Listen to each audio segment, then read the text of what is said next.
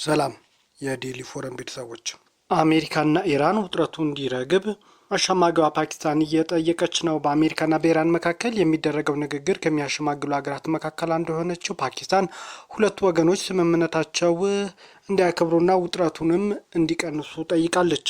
የፓኪስታን ውጭ ጉዳይ ሚኒስትር ኢሻቅ ዳር ከኢራኑ አቻቸው አባስ አራግቺ ጋር በስልክ መነጋገራቸው ተነግሯል። ሁለቱ ሚኒስትሮች የተነጋገሩበት ከዚህ ሳምንት መጀመሪያ አንስቶ ያገረሸው የሁለቱ ሀገራት የጥቃት ልውውጥ ቅዳሜ ሌሊት ከቀጠለ በኋላ ነው። አሜሪካ በሆርሙዝ የሚጓዙ መርከቦች በኢራን እንደተመቱ በመግለጽ ቅዳሜ ሌሊቱ የቴህራን ወታደራዊ ይዞታዎች ላይ ጥቃት መፈጸሟን አስታውቃለች። ኢራን በበኩሏ ሆርሙዝ ወሽመጥ የዘጋች ሲሆን አሜሪካ ጦር ሰፈር የሚገኙባቸው የቀጠናው ሀገራት ላይ ጥቃት አድርጋለች። ከኢራን አቻቸው ጋር የተነጋገሩት የፓኪስታን የውጭ ጉዳይ ሚኒስቴር ሰኔ ላይ በተፈራረመው የመግቢያ ስምምነት መሰረት በሁለቱ አካላት ውጥረት የሚያደርግ መንገድ እንዲታቀቡም መጠየቃቸው መስሪያ ቤታቸው አስታውቋል።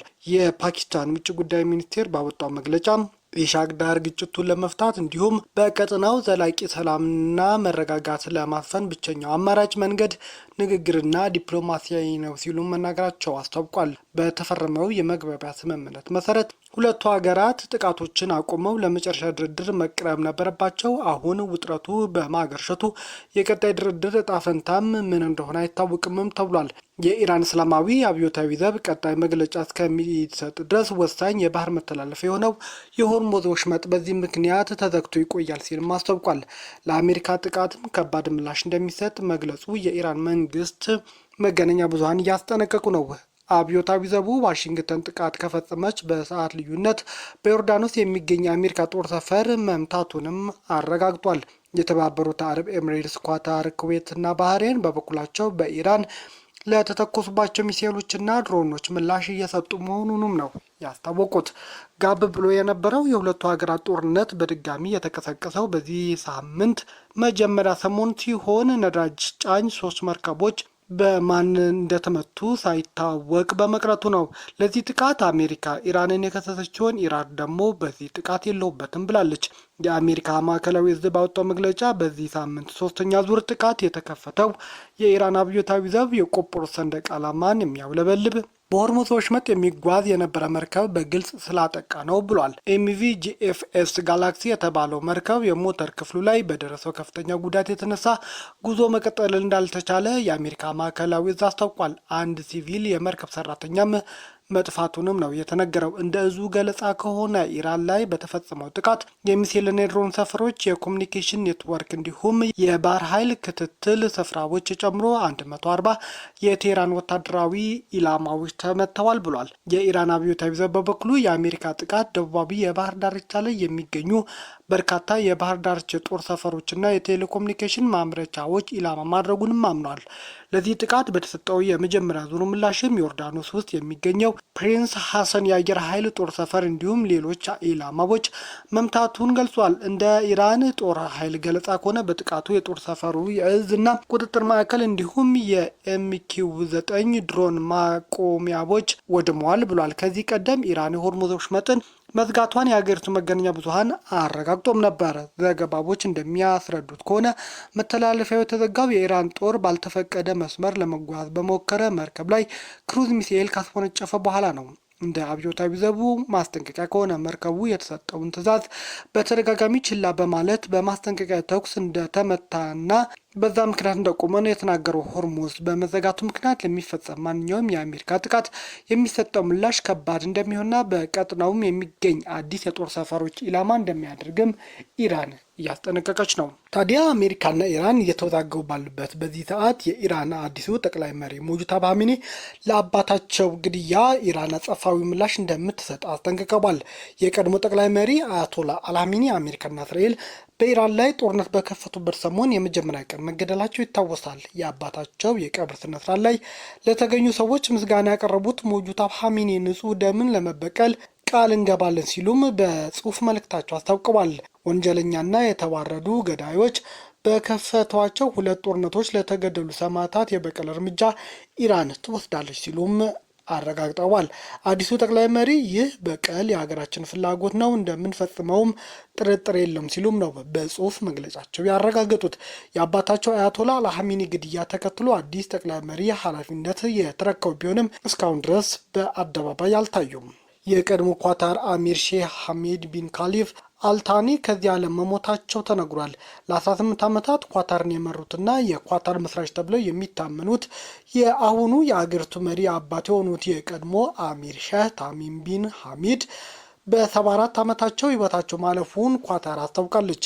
ጠቅላይ ሚኒስትር አብይ አህመድም በቀድሞ የኳታር መሪ የተሰማቸው ሐዘናቸው መግለጻቸው ተሰምቷል። የዘመናዊ ኳታር አርክቴክት ተብለው የሚታወቁት የቀድሞ መሪ ህይወታቸው ያለፈው እሁድ እንደሆነ የሀገሪቱ መንግስት ባወጣው መግለጫ አረጋግጧል።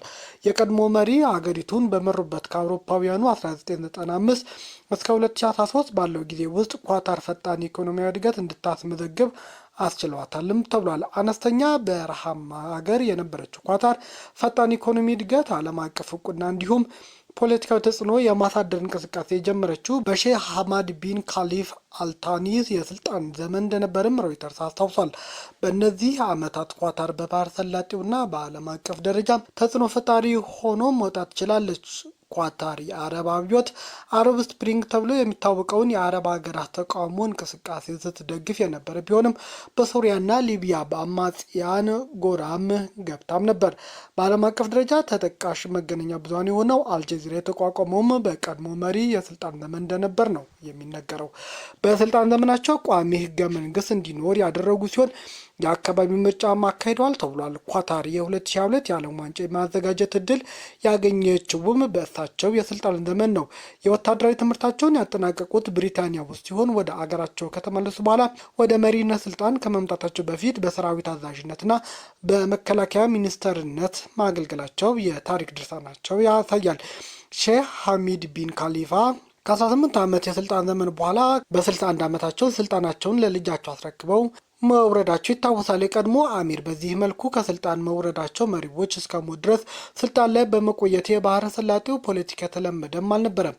የቀድሞ መሪ ህልፈት ተከትሎ ከእሁድ ጀምሮ 4 የሀዘን ቀናት ያወጀችው ኳታር ከሰኞ እስከሚቀጥለው ሳምንት እሁድ ድረስም የመንግስት ተቋማት እንደሚዘጉ ማረጋግጣለች። ጠቅላይ ሚኒስትር አብይ አህመድ በአረብኛ ቋንቋ በፌስቡክ ባጋሩ ጽሁፍ በአሚሩ ሞት የተሰማቸውን ሀዘን ገልጸዋል። ዩክሬን ዘመናዊ የአየር መቃወሚያ የሆነው ፓትሪዮት ሚሳኤል የማምረት ፍቃድ ልታገኝ ነው ተባለ። ሚሳኤሉ ዩክሬን የሩሲያን የባላስቲክ ሚሳኤል ጥቃቶች ለመከላከል ሊረዳት ይችላልም ተብሏል። ትራምፕ ረቡዕ ዕለት በአንካራ በተካሄደው የኔቶ ጉባኤ ላይ ዩክሬን ፓትሪዮቲክ ሚሳኤሎችን እንድታመርት ፍቃድ እንሰጣታለን ሲሉም ለዩክሬን ፕሬዝዳንት ቭላዲሚር ዘለንስኪ መናገራቸው የአሜሪካ ሚዲያ አስታውቀዋል። እንዲህ እንደሆነ ካስረዳናቸው በፍጥነት ማምረት ይችላሉ ብዬ አስባለሁ ሲሉም ነው ትራምፕ የተናገሩት። ሆኖም ውሳኔያቸው ለመሳሪያ አምራቹ ሎክሂድ ማርቲን እና ራይቶን እስካሁን እንዳላሳወቋቸው ተናግረዋል። ፓትሪዮት ሚሳኤል ጥቃት ቀድሞ የመለየትና የማክሸፍ አቅም ያለው ሲሆን በዓለም ካሉ ምርጥና እጅግ ውድ የአየር መቃወሚያ ስርዓቶች አንዱ እንደሆነም ይነገራል። አንድ ባትሪ ከሚሳኤል ጋር ወደ $1 ቢሊዮን ገድማም ያወጣል ተብሏል። እንደ አሜሪካ መከላከያ መስሪያ ቤት መረጃ ከሆነ ለማምረት ረጅም ጊዜ የሚወስድ ሲሆን በአመት ማምረት የሚቻለው 600 ሚሳኤል ብቻ ናቸው። ተቀማጭነታቸው በአሜሪካ ያደረጉ የስትራቴጂክና ዓለም አቀፍ ጥናት ማዕከል እንዳለው ከሆነ አሜሪካ በዚህ ዓመት መጀመሪያ ላይ ከኢራን ጋር በነበራት ጦርነት ከክምችቷ ግማሽ ያህሉ ተጠቅማለች። ትራምፕ ፓትሪዮቶች አሉን፣ ግን ያን ያህል ብዙ አይደሉም፣ ለራሳችንም እንፈልጋለን ብለው ነበር። ዩክሬን ግን እነዚህ የጦር መሳሪያዎች በአስቸኳይ እንደምትፈልግም በተደጋጋሚ አስታውቃለች። ከቅርብ ወራት ወዲህ ሞስኮ በዩክሬን ላይ የምትፈጽማቸው የባላስቲክ ሚሳኤል ጥቃቶችም መጨመራቸው ይነገራል። ባለፈው ሳምንት መጨረሻ በተፈጸመ ጥቃት በኪየቭ ብቻ በርካታ ሰዎች ተገድለዋል። ዘለንስኪ ዩክሬን ፓትሪዮቲክ ለማምረት የሚያስችል ፈቃድ ለማግኘት በይፋ መጠየቋን የተናገሩት ግንቦት ወር መጨረሻም ነበር። 4 ዓመት ከግማሽ ከዘለቀው ጦርነት በኋላ በግንባር የሚደረጉ ውጊያዎች የቆሙ ሲሆን በጥቁር ባህር ላይ የሚካሄደው እንደተገታም ነው። ሩሲያ በምሽቱ የምትፈጽማቸው በመቶዎች የሚቆጠሩ የድሮን ጥቃቶች እንዴት መመከት እንዳለባት ዩክሬን አውቃለች። ሆኖም በፍጥነት የሚገዙና ለማቆም አስቸጋሪ የሆኑት ባላስቲክ ባላስቲክ ሚሳኤሎች ሩሲያን በዋናነት እየተጠቀመችበት ያሉ መሳሪያዎች እንደሆኑም ዘለንስኪ ተናግረዋል። አብዛኞቹ የዩክሬን የአየር መቃወሚያዎች ማለፍ ችለዋል። ባለፈው ሳምንት መጀመሪያ ላይ የዩክሬን አየር ኃይል ከፍተኛ የሆነ መቃወሚያ ሚሳኤሎች እጥረት መከሰቱንና እሁድ ምሽት ሩሲያ ከተኮሰቻቸው 23 ባላስቲክ ሚሳኤሎች አንዱም ተመቶ አለመውደቁን አስረድቷል። በዚህም ጥቃት ከ20 በላይ ሰዎች ሞተዋል። ትራምፕ አሜሪካ ፓትሪዮት ሚሳኤሎች ማምረት የምትችልበት ፈቃድ ለኪየቭ እንደምትሰጥ የገለጹ ሲሆን ኪየቭ ከዚህ በኋላ በቂ መሳሪያ አልሰጡኝም የሚል ቅሬታ ማቅረብ እንደማትችልም ነው ትራምፕ ያስጠነቀቁት። የናይጄሪያ ፕሬዝዳንት ቦላ ቲኑቡ ቢሮአቸው ውስጥ እንደተቋቋመ በገለጹት ሐሰተኛ የመንግስት ተቋም ላይ ምርመራ እንዲደረግ ማዘዙም። ፕሬዚዳንሻል ፎሪን ኢንተርቬንሽን ፕሮሞሽን ካውንስል የሚል ስም የያዘው ተቋም $950,000 የህዝብ ገንዘብ እንደተመሰረተ ፕሬዝዳንቱ ገልጸዋል። መንግስት የማያውቀው ይህ ምክር ቤት እንዲቋቋም በፕሬዝዳንት ጽህፈት ቤት ኃላፊ ፌሚ ግባጅ ቢያሚላም እንደተፈረመ ተደርጎ የወጣው ደብዳቤ ሐሰተኛ መሆኑን በፖሊስ ምርመራ ተረጋግጧል። ፖሊስ የተቋሙ ዳይሬክተር እንደሆኑ አድርጎ ራሱን ያቀረበውን አዴሚ በማስመሰል በማጭበርበርና ሌሎች ተያያዥ ወንጀሎችንም እየፈለገው ነው። አዴሚ ከመሰወሩ በፊት ጥፋተኛ እንዳልሆነና ለህይወቱ እንደሚሰጋ ለሀገር ውስጥ መገናኛ ብዙሃን ተናግሮ ነበር። ተቋሙ በህጋዊ መንገድ መመስረቱን የገለጸው አዴሚ ፍርድ ቤት ቀርቦ ስሙን እንደሚያድስም ቃል ገብቷል። ጨምሮም ከፍተኛ መንግስት ባለስልጣናት በሹም ሂደቱ ወቅት ጉቦ እንደጠየቁና በኋላም ላይ የምክር ቤቱ ገንዘብ ለመቆጣጠር ሲሞክሩ እንደነበር ተነግሯል። የፕሬዝዳንት ቢሮ የቀረቡትን እነዚህ ክሶች አስተባብሏል። አዴሚ ተቋሙ የውጭ ኢንቨስትመንት ለመሳብ ሲባል እንደ አውሮፓውያን አቆጣጠር በ2024 መቋቋሙን ያስረዳል። ሆኖም የተደረገ ስምምነት ስለመኖሩ የሚያሳይ ምንም አይነት ማስረጃ የለም። ተቋሙ 3 ሰራተኞች ያሉት ሲሆን ቃላቸውን እንዲሰጡ ፖሊስ ተጠይቀዋል። ፕሬዝዳንት ቦላ ቲኑቡ ማክሰኞ ዕለት ገለልተኛ የሆነውን የሙስናና ሌሎች ተመሳሳይ ወንጀሎች ኮሚሽን በተቋሙ ላይ ምርመራ እንዲያካሄድና በ30 ቀን ውስጥ ሙሉ ሪፖርት እንዲያቀርብ አዘዋል። ተቋሙ በመዲናዋ አቡጃ ከተማ የመንግስት ሚኒስቴር መስሪያ ቤቶች በሚገኝበት ትልቅ ህንፃ ውስጥ ቢሮ እንደነበረውና በናይጄሪያ ማዕከላዊ ባንክ የተከፈቱ አካውንቶች እንዳሉትም ቢቢሲ ማወቅ ችያለ ብሏል።